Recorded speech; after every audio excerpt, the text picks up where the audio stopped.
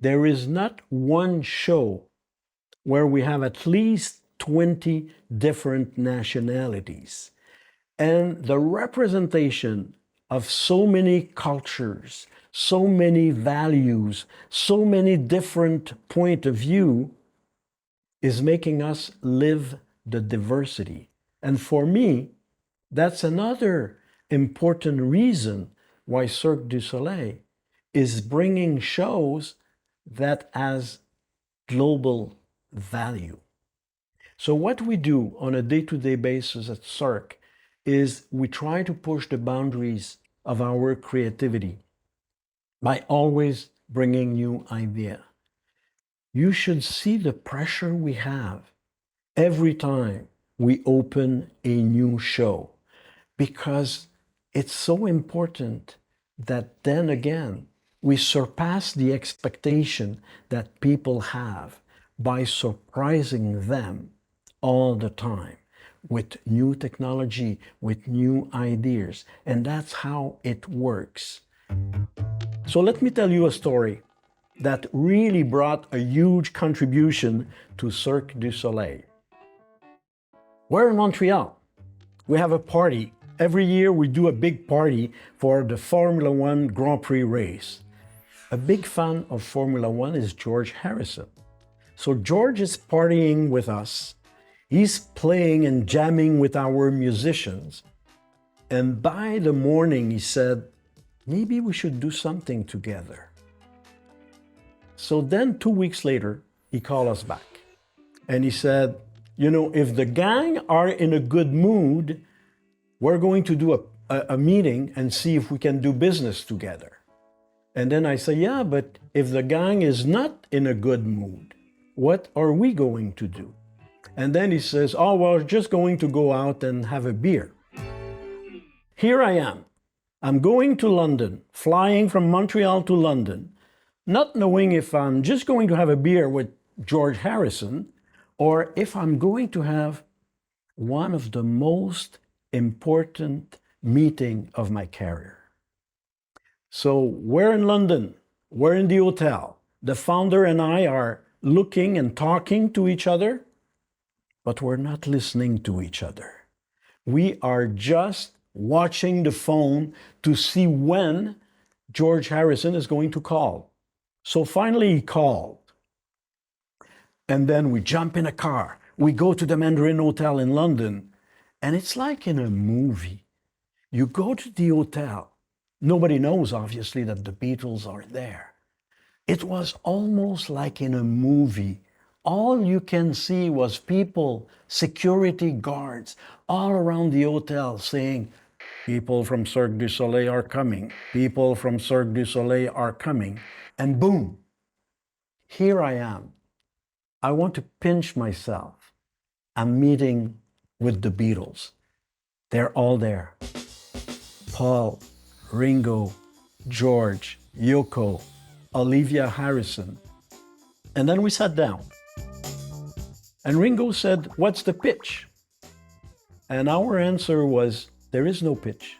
You're a creative force. We're a creative force. We're here to see if we can work together. And then Ringo turned to Paul and said, wow, that's a change. For 30 years, all the entertainment companies in the world wanted to do a show with the music of the Beatles. And it never happened because the Beatles were never satisfied. So we did it.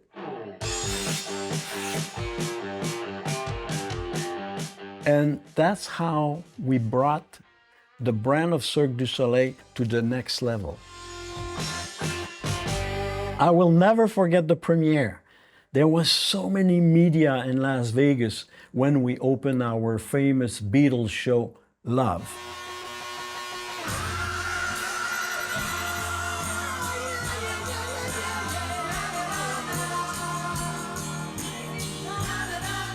There was media coverage around the world, and it has propulsed the company, the Cirque du Soleil brand, to the next level. When you're thinking about the importance of a brand, I have another little story that is also compelling. I don't know who impressed you, but one person that impressed me a lot is Warren Buffett. For whatever reason, I always wanted to meet Warren Buffett. So here I am one day. Warren Buffett is there. And I'm a little bit shy. I don't know if I should go to him, and I don't know how to approach him. And my wife just go like this. And she said, look, you've been talking to me all your life that you wanted to meet with Warren Buffett. Warren Buffett is here. You have to meet him. And she just pushed me. And then I arrived in front of Mr. Buffett, and I said, Mr. Buffett, I'm Daniel Lamarre from Cirque du Soleil. And he looked at me in a very decisive way. And he says, Daniel, I have something to tell you. I said, what it is? He said, you have never, ever disappointed me. I said, what do you mean? He said, every time I saw a Cirque du Soleil show, I never been disappointed. Oh my God, I feel so good. My idol is telling me that I have never ever disappointed him. And then I start thinking, whoa, that's a huge responsibility. What if I have ever disappoint Mr. Buffett? And that's when I realized again the importance of the brand.